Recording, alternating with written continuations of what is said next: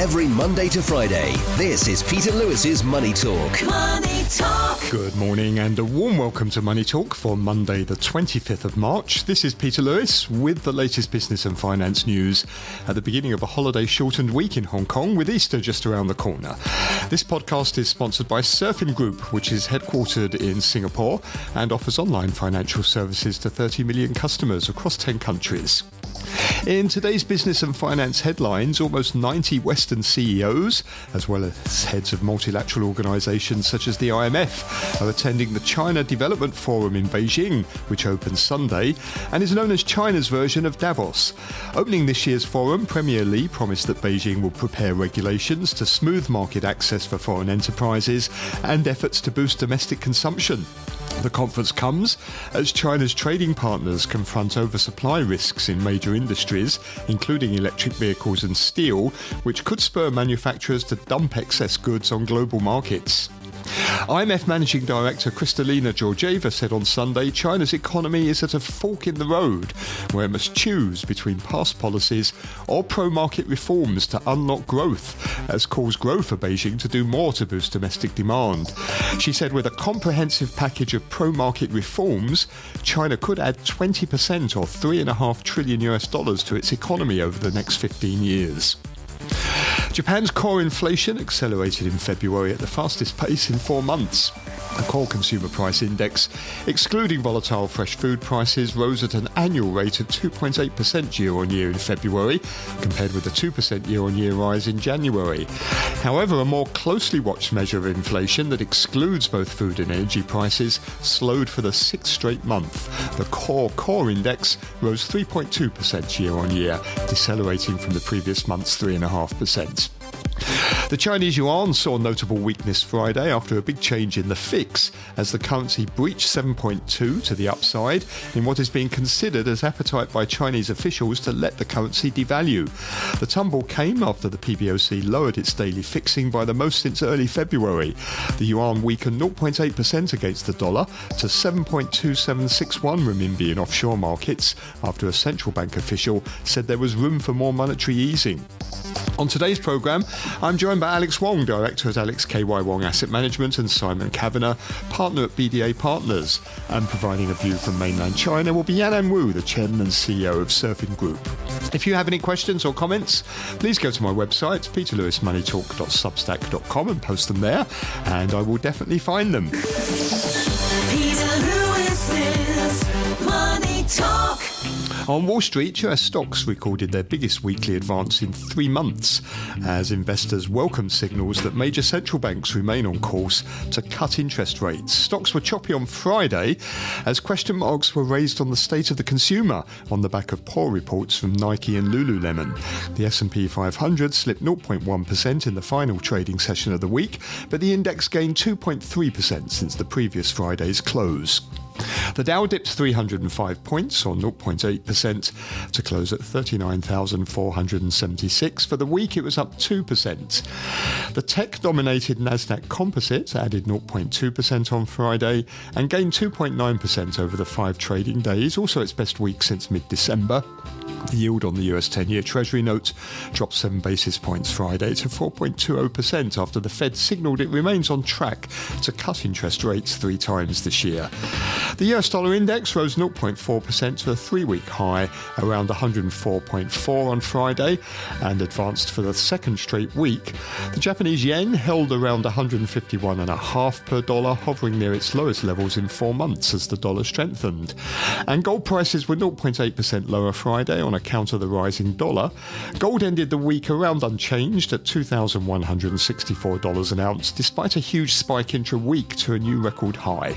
Crude oil prices ended the week unchanged, round-tripping from the gains earlier in the week. Brent crude oil fell 0.4% Friday to $85.43 a barrel.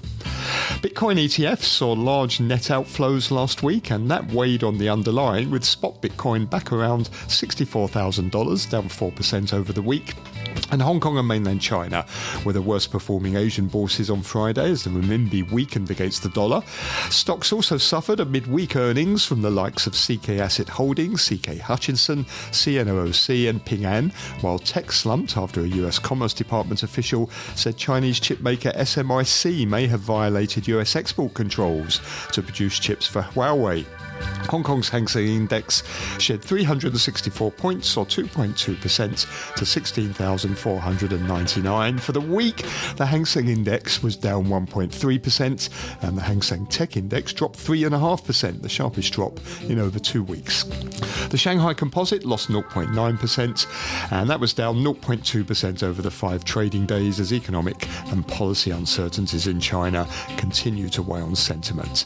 Looks like a small gain for Hong Kong stocks at the open, futures pointing to a rise of about 15 points for the Hang Seng at the open to about 16,515. And you can get more details on the latest market movements in my daily newsletter at peterlewismoneytalk.substack.com. Every Monday to Friday, this is Peter Lewis's Money Talk. Peter Lewis's Money Talk. Let's go straight to our guests. We have a lot to talk about this morning. We have with us our regular Monday commentator, Alex Wong, Director of Alex KY Wong Asset Management. Morning to you, Alex. Hi, morning, Peter. And also with us is Simon Kavanagh, who is partner at BDA Partners. Morning to you, Simon. Morning, Peter. About 90 CEOs of Western companies, as well as heads of multilateral organisations such as the IMF, are attending the China Development Forum. That's known as China's version of Davos. US executives in particular are returning to the event this year in greater numbers, maybe in a sign that bilateral tensions have eased slightly. There is uncertainty, however, around Premier Li Qiang and whether he will host an annual round table with business leaders, traditionally one of the few annual chances for foreign business leaders to engage with Chinese government officials of his stature. Opening this year's forum, Premier Li promised that Beijing would prepare regulations to smooth market access for foreign enterprises and also make efforts to boost domestic consumption. We will focus on expanding domestic demand, Mr. Li said, adding that China would accelerate the development of a modern industrial system. And he said Beijing would carefully study issues of market access and cross-border data flows and would soon issue relevant regulations in these areas. And IMF Managing Director Kristalina Georgieva said on Sunday that China's economy is at a fork in the road where it must choose between past policies or pro-market reforms to unlock growth. And she said with a comprehensive package of pro-market reforms, China could add 20% or $3.5 trillion to its economy over the next 15 years. So Alex, did you hear anything over the weekend from the forum that China maybe is ready to take more steps to boost its domestic economy? No, but I think that is necessary because if you look at the PDD actions after the results, I think people suspect the potential of Chinese enterprises in other parts of the world. So they need the domestic market to perform. So I think that is the key issue they need to do because right now I think people, investors actually are very skeptical that if China enterprises actually become influential in the US or in the Western world, they probably would face some sanctions later on. So I think that the confidence is quite weak on that issue. So I think they need to boost the domestic market to compensate that. So I think that that's the key issue right now. And we've seen some concerns, haven't we, last week in companies like Nike and some other luxury good companies about the outlook in China for their products. Oh, yeah, but that probably would come from the competitions, increasing competitions from the local brand. You have mentioned overcapacity. Actually, in China, the competition is so severe in every part of every sectors, actually. So I think that's why we are seeing the weakness in Nike and Lululemon. They are facing increasing commission from the domestic brands. This can't really go on, can it? All this massive overproduction in some key sectors without that being exported somewhere. And of course, we've got the problem that the US and the EU in particular don't want any more Chinese imports because, as they say, it's sort of deindustrializing their economies. Yeah, I think they need to export markets like Russia, Middle East. So I think that's what BYD probably is doing right now. You have pointed out that yes, this is quite difficult because the the local market actually is flooded with competitions, and margins probably would be depressed. And if you look at the EV's performance over last week, I think people are very skeptical again, and you can see the three other brands actually are all under pressure right now. And we saw that with Li Auto's share price last week, didn't we? Which really slumped at the end of the week. And last year they were the only profitable major EV maker. Yeah, apart from BYD. But Li probably is affected by the disappointing reception to this latest model Mega. So that probably is a one-off incident. Hopefully can face that. But anyway, I think that show the competition actually is very severe. Simon, what did you hear from the forum over the weekend that maybe stood out for you?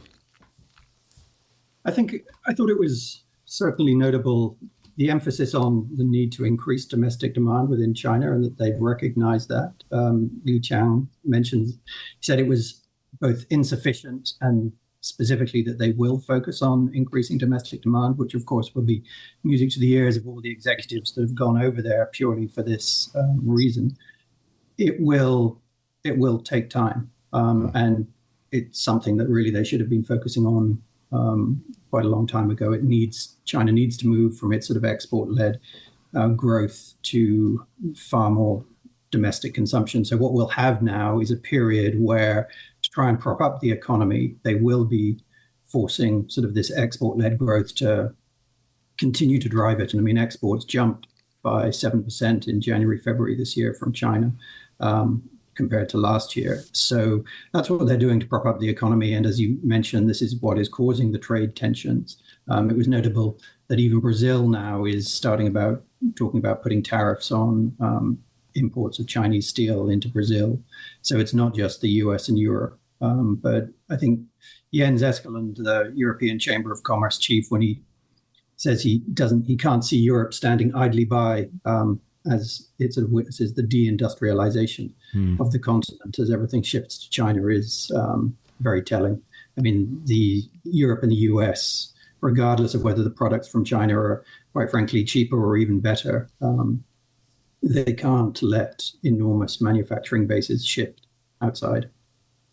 And we need to see some actions, though, don't we? Because the words that Premier Li used are very similar to things he's said in the past, but we need to see some concrete actions. And if anything, the actions are sort of rather moving against boosting domestic demand. It's about increasing manufacturing in some of these key sectors that have been identified as what they call high-quality growth sectors.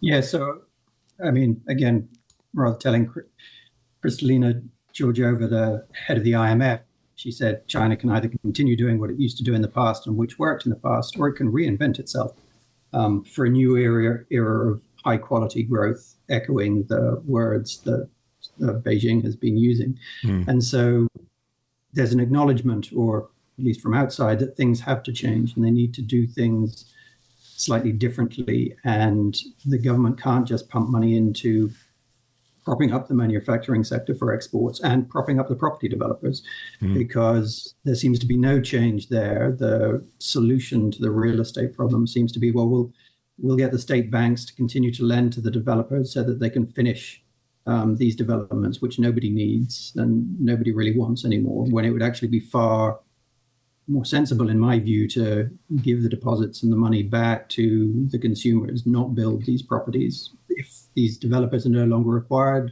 let them go under.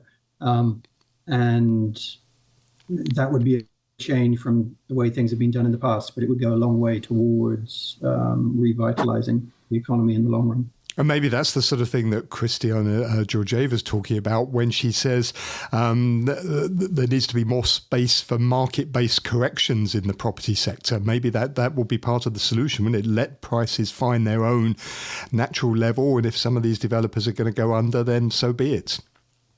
Yes, and another one of the executives or head of the government bodies had mentioned that they were praising the dynamism and the innovation within Chinese private corporate sector. So again, it was saying, let your private corporations kind of do what they do best. There's a lot of innovation there, and stop stifling them with red tape and oversight. And Alex, what did you make of that? Talking about the housing sector to try and come up with, a different way of doing things, letting the market basically pave the way and have a real market-based correction in the property sector. Do you think that's something that China is willing to risk? Because there could be some quite significant declines, couldn't there, or further declines in property prices if they were to do that? Yeah, I think they should, because if you put further resources on those unbuilt home, actually, I don't think there's a key wise use, and there's just a waste of resources. I think the market actually already discounted that the public sector is gone, and at best we got an L-shaped recovery. So I think acceleration of that correction probably would be better. So I agree that we probably let the market do the things would be better for China. And what do you make of Christiana Georgieva's comments that if China were to go ahead with this comprehensive package of pro-market reforms, it could add about 20% to China's economy over the next 15 years? I think that is easier said than done. I think that would be still very difficult because China used to rely on the manufacturing sector and used to have overcapacity on problems. So I think that is quite difficult to change, and they have already got the problem in the property market. So I think that is quite uneasy to reform. I think, Simon, the problem is that the tensions between China and the US seem to be increasing, which is going to make it difficult for some of these measures to come in place. I mean, China's talking about new guidelines that will mean chips from Intel and AMD are phased out of government PCs and servers. That's according to a report in the Financial Times. We've got reports of the US considering blocking investment now in China into mutual funds that invest in China. The EU considering more sanctions. It doesn't seem to be a very good environment for really making these reforms. No, I agree. And things there's this push-pull, and one of the opportunities of the China Development Forum is it's very much psychological. You have all these executives over there. You have senior government officials meeting with them. And so there's a lot of perception and sentiment, and the messages that people take back to Europe and the US, and how transparent they feel China has been, how genuine they think some of these things opening up. Completely removing restrictions on foreign investment in the manufacturing sector is one of the things that Li Qiang mentioned. Will that happen? Is there going to be evidence of that? That's really what remains to be seen. But yeah, we need a sea change in perception and how people think the relationship is going. And so, it was disappointing. I actually read that the roundtable Q&A that the Premier normally does on what would be today wasn't actually going to go ahead. And that in itself would be a disappointment because, again, just from a transparency, access to key decision makers, I think that would actually be a very good tick if it did go ahead from the point of view of the executives and the other members there. And that follows him not doing the forum at the two sessions either. It seems that his role or his ability to meet foreign investors, foreign companies, heads of government is rather diminished, which, as you say, is there's not many opportunities to talk to people like this and get some clarity on some of the policies. It's not really a good sign, is it? No, and I'm not quite sure. I don't know why it's happening, why they're making a deliberate decision not to be more transparent and give more access. But yes, if he doesn't do his roundtable today, that'll be the second key opportunities to engage with people. So he's obviously been tasked. This is Li Qiang with the sorting out the economy and the international aspect of that as well. But for some reason, he's not being as transparent or as accessible as I think everybody would like. Alex, let's talk about the central banks, because it was a big week last week, wasn't it, for central bank meetings? We had a number of key central banks meeting. There were some surprises, I thought. Maybe the Fed, although it kept its forecast for 3 rate cuts unchanged for this year, it did take off the table one of the rate cuts for next year. It also increased its economic growth forecast and inflation expectations for this year. So Switzerland surprisingly cut rates also. Where do you think we're at now? It seems like some central banks are maybe, like the Swiss central bank, perhaps getting less scared of inflation, but others still seem to be worried about it. I think, first of all, Fed is more dovish than expected, even though the longer-term target actually is lower a little bit. But I think people reckon the data doesn't suggest the pace of rate cut would be that fast this year. So I think people are a little bit surprised by the stance of Fed on the this year rate cut pace. And Europe, I think, probably would be the first place to cut rates later on. Switzerland already done that, and probably we may see ECB and Bank of England will do that later on. I think the overall Europe and US actually are more dovish than expected. Japan actually is less hawkish than expected. I think so. The general picture is quite favorable for the market right now. Do you think, though, the Fed will cut rates 3 times this year? Because they have managed the expectations, so I think they will. Otherwise, that would damage their reputation. So I think they are quite likely to do so, even though data probably may not suggest the need. But I think to maintain the credibility, I think they would. But they're sort of, it's slightly odd, isn't it, where they're sort of saying that we're going to cut rates 3 times this year, but at the same time they revise sharply upwards their growth expectations and also revise up their inflation forecast as well. Also, I think they probably reckon the base rate will be higher, but the current rate is a little bit higher than needed. And they can then the economy can take a high inflation in the long term, I think. But it is weird because, as I've said, if you have managed the expectation, then you probably need to maintain your credibility. So that's why I think this is quite strange, because they lose the feasibility later on. It almost seems, though, that if they're going to meet this target now, starting maybe in June, they've got to cut rates at almost every meeting between June and the election in November, because they're not likely to do it around the election time, are they? So presumably that's going to annoy Donald Trump quite considerably. He's going to say this is being done deliberately to favour the Biden administration. Yeah, so that's why the market actually is surprised by the stance. I think this is very strange that they put up that so deliberate target. So I think you are right. They probably need to cut rate quite fast. Yeah. Simon, what are your thoughts? We've got some interesting divergences now, haven't we, between the various central banks, with some cutting, like the Swiss National Bank, but then the Bank of Japan increasing, although very, very modestly. And then we did get Taiwan surprising the markets with a rate increase as well. And then others not quite sure which way to go, although they seem to be removing some of their more hawkish statements. Where do you think we are at? So I think we're sort of at that peak in the global macroeconomic cycle where you've gone through the inflationary period, and now you've got the different economies at different points in the cycle. And that's why we're going to see this divergence with everyone doing what's kind of quite right for them at this point in time. And eventually, sort of fast forward 2 years, everyone will kind of be back on the same page, hopefully, with lower rates and lower inflation. I think in the US, I mean, yes, it was very interesting on sort of their dot plot chart and the 19 officials giving their forecasts. I mean, 10 of them were at 3 cuts or more this year, but 9 were at 2.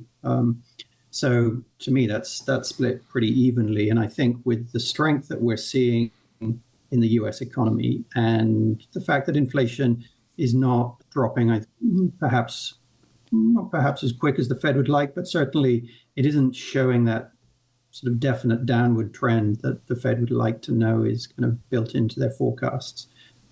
I think the odds are more likely that we'll only have 2 rate cuts this year. And it was interesting. Jerome Powell said we will sort of the first cut would be at some point this year. There's still quite a lot of the year left. So I think, as you say, Peter, it'll end up being back-ended. And if that has an impact on the election, perhaps, but I'm pretty sure if there's one thing that the Fed will agree on is that they're going to fight very strongly to show that they are independent of political influence and that they're acting very much in terms of the best interests as they see it of the US economy. Do you think they've achieved their aim and engineered a soft landing for the US economy? Is that becoming clearer?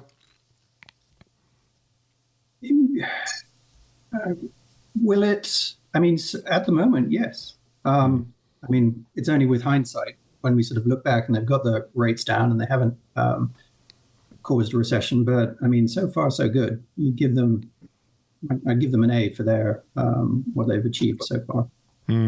Alex, from a market perspective, I mean, the Fed normally, markets correct when the Fed creates a recession because there's some sort of financial crisis and credit really tightens. But we haven't got that this time. So is this a green light maybe for the markets to continue with their rally?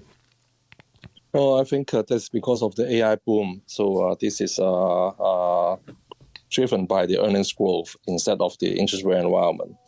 I think the Fed being dovish probably would boost the sentiment towards the Russell 2000 more. It's still skeptical. I think the market, if you look at the performance of the traditional sectors, actually they retreated quite sharply on Friday. People are still skeptical about their prospects, but people are still very comfortable in buying NVIDIA and certain AI names. So I think this is still a AI corner boom. I mean, the magnificent right now, but very likely with a dovish Fed, we probably may see sector rotation. I think we may still see sector rotation, and Russell 2000 probably will catch up later on. The Magnificent Seven has sort of become now just 2, hasn't it, really? It just seems to be NVIDIA and Meta who are outperforming, and the others are starting to sort of fall back for various reasons. Oh, yeah, I think that probably was still the case because like Tesla, actually, they got their own problem. And this is a rational development of the market. I think people would pick what they think they probably will still grow in the EI futures. And some of them probably may be eaten off by competition. So there's a rational choice by the market. So we may not see the whole group to go higher right now. But I think the overall appetite for tech actually remains. And so we probably may see another group of new winners. And what about Apple? It's being sued by the US Department of Justice in this antitrust case. They say Apple has a monopoly over the phone market that harms consumers, developers, rival companies. What sort of impact is that going to have on the Asian Apple suppliers? Oh, I think, first of all, Apple is unlikely to strengthen a lot now. I think people perceive Apple as a laggard in the development of generative AI. So Apple itself is not likely to be a market leader now. And with that kind of news, I think people would be still cautious. And also iPhone sales in China actually would be slower. So very likely, I think Apple will underperform. And for the supplier, I think if you look at the Hong Kong case, actually Sunny Optical come down a lot. So I think people are quite cautious on these supply chain players in the Apple supply chain because the risk actually is quite high. I think people probably would shift the focus on the AI film and AI related manufacturers. Simon, let me ask you about the Chinese yuan, because that was the notable mover on Friday. The PBOC made its fix at the weakest level against the dollar since November. And as a result, the currency has now breached 7.20 in offshore markets. It was trading around 7.27 and a half, 0.8% weaker against the dollar. Is the PBOC here signalling maybe now that with the Fed moving towards cutting rates that they're happy to let the yuan slide a bit? I think they're letting it slide a bit to drive exports.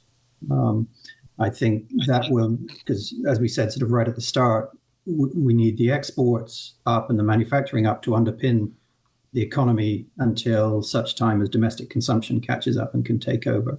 So making Chinese products more cost effective overseas is certainly one way of driving exports, and particularly when you've got the importing countries trying to keep inflation down, while their domestic manufacturers might sort of scream and shout about cheap Chinese imports. If sort of as the government and the central banks there, you're trying to keep import inflation as low as possible, accepting cheaper Chinese goods is going to help you hit your inflation target. So I suspect that that's the kind of dynamic that the PBOC is looking at.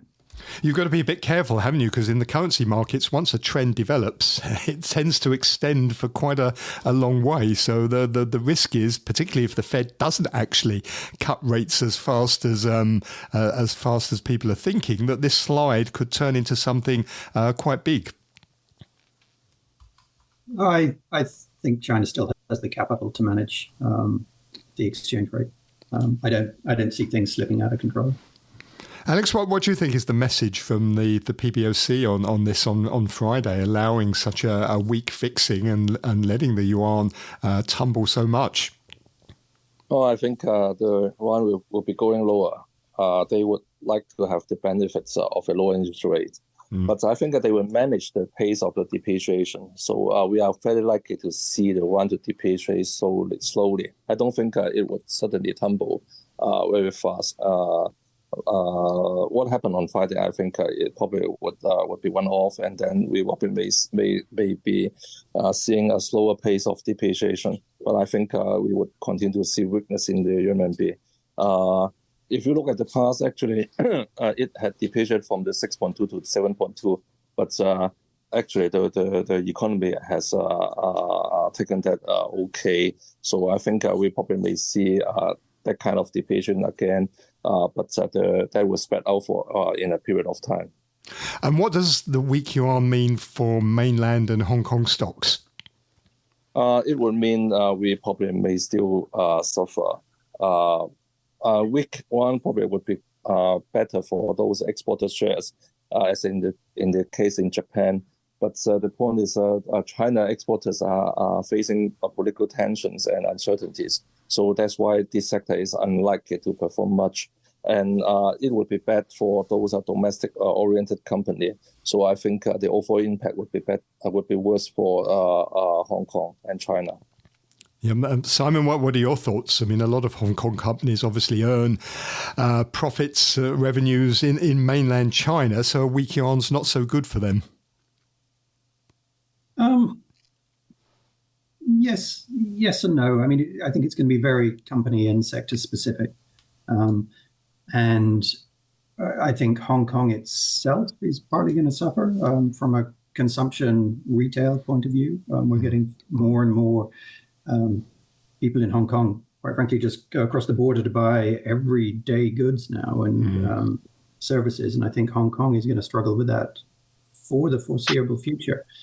So it'll certainly weigh down on Hong Kong focused sort of retail stocks and property related things. But I think it'll be okay. I think, again, sentiment is one of the largest drivers of the stock market. And what I'm hopeful for is that we'll see a return in the second half of this year in terms of the IPO market. And sort of the fact that Reddit did so well in the US, and there was a sort of healthcare business in Europe as well, Galderma, which did an IPO last week, that went up 20%, and sort of Reddit gone up 50%. And of course, everyone's still looking towards DD for its Hong Kong listing later on this year.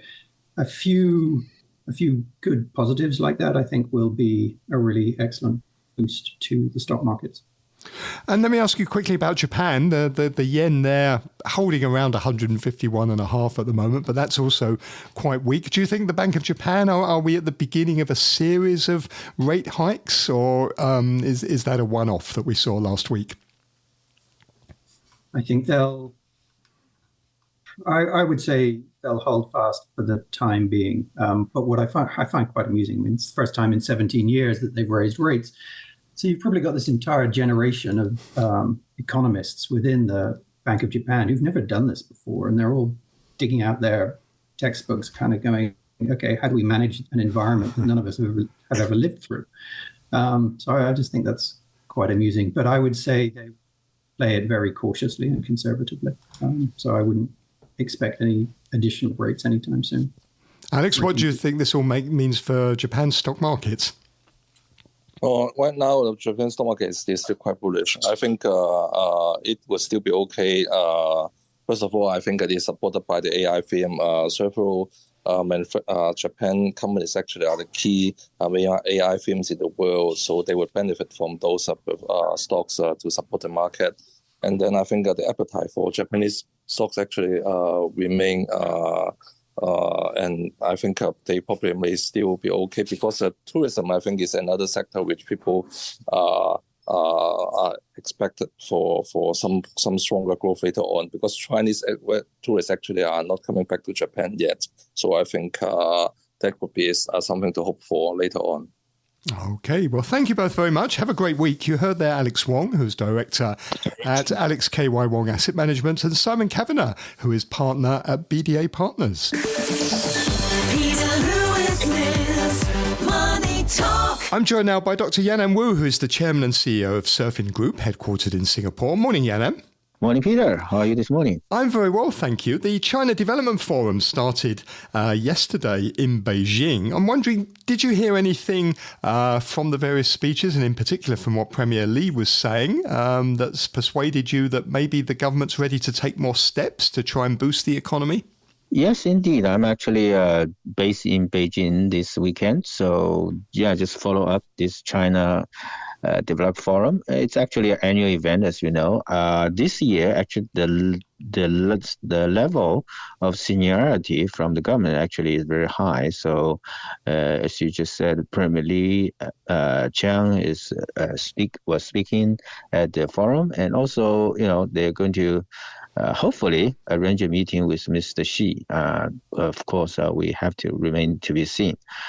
So last year, it's Premier Li just meet with the delegates, but this year he actually spoke at the forum. So that shows how the government emphasized the openness and also the dialogue with the senior delegates from global companies and also world leaders.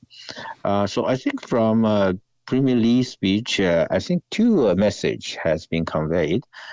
One is from the domestic side. The Premier Li emphasized that the government is trying to move forward and also push for this so-called uniformed market development, and so that the whole country has been more efficient in utilizing the capital, and also the new so-called new urbanization. The government this year, at least in his government annual report in this two Congress meeting, that is going to have a large scale the equipment refurbishment, and also these new consumer goods also be replaced with the old ones by the new ones. So this is going to be a large investment from the government side, trying to replace the old equipment and also the old the so-called consumer goods. So that's a government initiative. And the other message is going to be about the so-called the new the productivity, a new element of productivity, which is represented by AI and also, this new renewable energy and also the modern industry. So those are the two key messages from domestic side. One is about urbanization, and the other one is about new element of productivity. Trying to push for the domestic demand, also to generate enough confidence that this year will be again another annual GDP growth at 5%. So this is what the world is concerned about, whether China still have the momentum, to continue this 5% annual GDP growth. And the other one, I think the message primarily trying to relate to the global leaders and the high-level officials from the other Fortune 500 companies is that China's trying to still maintain the confidence of private enterprise. So China want to emphasize that the Chinese private enterprise is still the key part of the Chinese economy. So it's very viable for the future GDP growth, and it have contributed to the employment for the Chinese economy. So the confidence and the momentum is the key message from Premier Li's speech that's related to the forum. And IMF Managing Director Kristalina Georgieva, who was at the forum, she said yesterday that China's economy is at a fork in the road where it must choose between past policies or pro-market reforms to unlock growth. And she said a comprehensive package of pro-market reforms could add about 20% to China's economy over the next 15 years. It was interesting, wasn't it, that she was using the language that President Xi himself has used before in terms of talking about high quality growth. But what do you make of her call for that? Do you see it that way, that, this is a very important point in China's economic development? Yes, indeed. That's the direction, the high quality economic reform or growth, basically from the old version of fast GDP growth led by the property sector and infrastructure. That has been creating a lot of bubbles, basically lots of money supplies, but the high levered if you will, economy represented by the property sector. So now, government trying to shift gear to the so-called high-quality development direction, where represented by the productivities and also the new renewable energy, and also this new trend of AI, artificial intelligence economy. So actually in this year's government report, the AI plus, artificial intelligence plus, is becoming the main theme for the future direction for the Chinese economy growth. So that has to be, implemented in the next few years. But for the near term, I think it's still about whether, China's economy could lose the momentum. Because of property sectors basically just doesn't support and didn't give enough, impetus for the growth of Chinese economy. So deleveraging is still the main theme, and we haven't seen the property sector stabilize yet in the right direction. So that's remain. Which sector is going to replace the property sector? It remains to be seen. That's why the government released this new 1 trillion RMB super long government bond initiative, trying to give more support and also more money supplies into the system.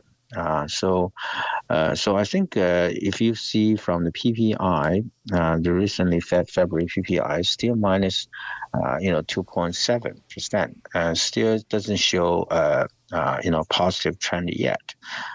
So that's still remain in the deflationary pressure in the recent productivity and economic growth. Although the positive message shows from industrial added value for February is 7%. So that's at least show a positive trend. So this conflicting message currently, and the core CPI, because of the Spring Festival factor, actually turns more positive. It's 1.2%, shows the on consumer side relative stabilization and the consumer confidence regain. But on the manufacturing side, on the productive side, is still has not shown a new momentum yet. So I think at least we have to see PPI turns positive. Then that's a good sign that is restocking rather than destocking for the Chinese economy back to track. And we saw last week a lot of central banks meet, and the indication was that they're getting to the point where they're ready to start cutting interest rates. In some cases, they did already, as in the case of the Swiss National Bank. What sort of impact do you think lower rates overseas is going to have on China's economy? Yeah, the lower rate environment is definitely would have more room for Chinese monetary policy and also fiscal policy, at least from currency side and also from the rate differentials side perspective. The IMF actually CEO president actually spoke yesterday at the Beijing's China high level economic forum, that IMF predict that the global economy is actually going to grow at around 3% for the near future in the next few years. And this is rather a very sluggish number if you consider prior to COVID, the last 10 years, the annualized global economic growth actually was at 3.8%. So both the developed economy and the developing economy will slow down in the next few years, according to IMF, whether because the geopolitical tension or whether because of the low productivity growth or high level economic level. So all these, I think, and that's why the global central banks actually join the race for decreasing the rate rather than, continue the hiking the rates. So I think that momentum and sentiment will give more room, flexibility to Chinese central banks' policy, monetary policy, measures. But in last week, actually, there's a concern signal of the RMB. The RMB, as you know, is now with US dollars, cross over 7.26,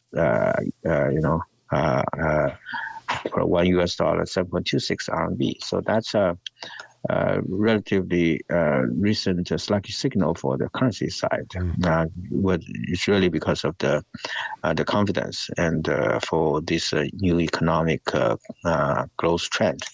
So we have to see how to balance the currency and monetary policy in the near future from the China side.